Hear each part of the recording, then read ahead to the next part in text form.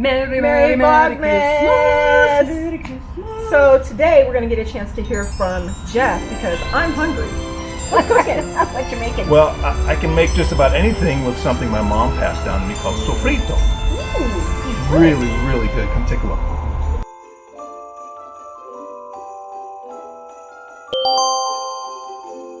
We're cooking up some sofrito. That's right. It's been around for a long time. Yeah. Not ours in our kitchen, but historically it has. Historically, as far back as 1324, it started in the Catalan region of northern Spain. And of course, when they conquered the New World, they brought it with them to the Caribbean. And that's really where it's used mostly in Puerto Rico, Cuba, Dominican Republic. Yucatan and Mexico. That's right. But even in Europe too, France uses this. Italy has a version. So there are lots of different versions that you can use.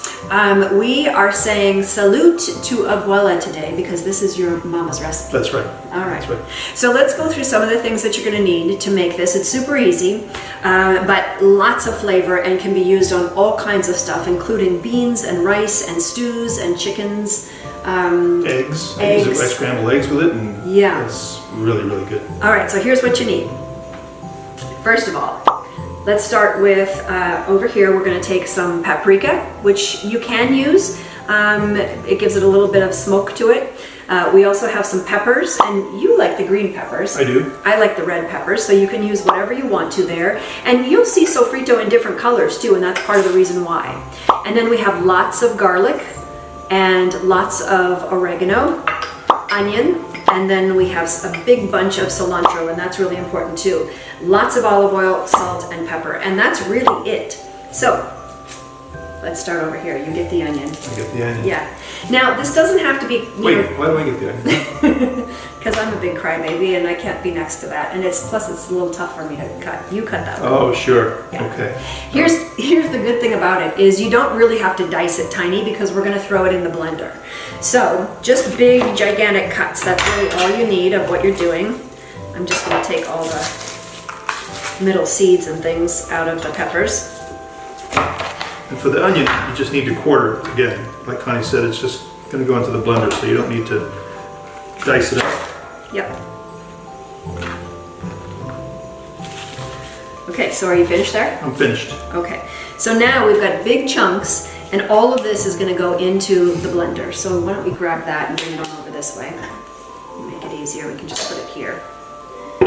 And then just start dropping things in. I like to drop the harder things, the denser things first, because they kind of need to be chopped up first. Otherwise the soft stuff all kind of gets pureed too much. So is that my cue for the onions? Yeah, so cue the onions. Cue the onions, okay. Yeah. Onions go first. Okay, then let's put our peppers in. Okay. All right, then we have to get some cilantro. We're gonna do a big bunch of cilantro and really just cut the stems off. This has all been washed. So it's just all gonna go right in top. And then we're gonna do a ton of salt and pepper.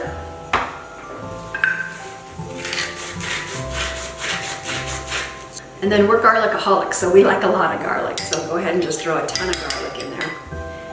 For us, you can't have too much.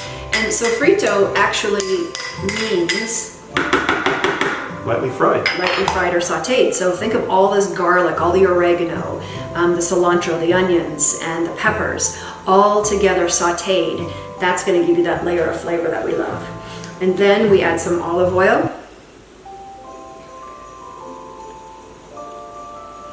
And should we add a little paprika just to get crazy? Yep. This is going to be a new flavor for us, but you know, as you start to search what's out there online, you can do just about anything. There's so many different variations. Depending on what region you're in, you're going to get a different flavor of sofrito. But yeah, some are red colors, some are green, some are yellow. There you go.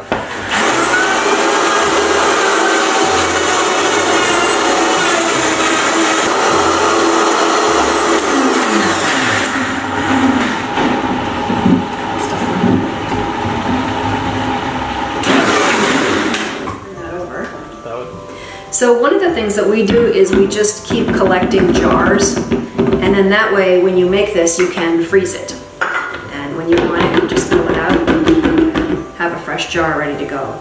And the thing that we love about it, so here's a jar that's already been made, we put that in the freezer already. And you can just pour it out into this. Now, so this is a bigger jar, and if you've got a big family, that might be really good for you. For us, we use these smaller jars just because it's a little bit easier, and once they come out of the freezer, then they're in the refrigerator for maybe a week and a half or so. We go through this pretty fast. And all you need to do really is put a couple of teaspoons, tablespoon, depending on whether you're cooking a big giant pot of stew or beans or anything like that. For me, when I make scrambled eggs, I'll put a teaspoon or two in there and scramble it up with the eggs, and it's delicious. And it gives the house a really good fragrance. It smells like home for you, right? Smells like home, that's right. Jeff is Cuban and Puerto Rican, so for him, this is a little slice of home. That's right. Yeah. And remember what we have in here, right? We have onions and garlic and peppers, and so each time that you're using this, the ideal way to do it is to saute it first, right? So that you get all those flavors mixed in, and then put your meat in and throw it in the oven, or mix your beans and rice or whatever you want to do. So, all right, so that's it. That's how easy it is. And then just pop these in the freezer and pull them out when you're ready. I guess we should say thanks to Abuela, right? Your mom? We should say thanks to Abuela. Without you, Mom, I wouldn't be here, which is the most important thing ever. And we wouldn't have sofrito. Sure. I'm not sure which one I'm going to put in which order. Thank you for the sofrito. Oh, and Jeff too. All right, everybody, enjoy. Here's what's coming up from the Connie Colla Group tomorrow.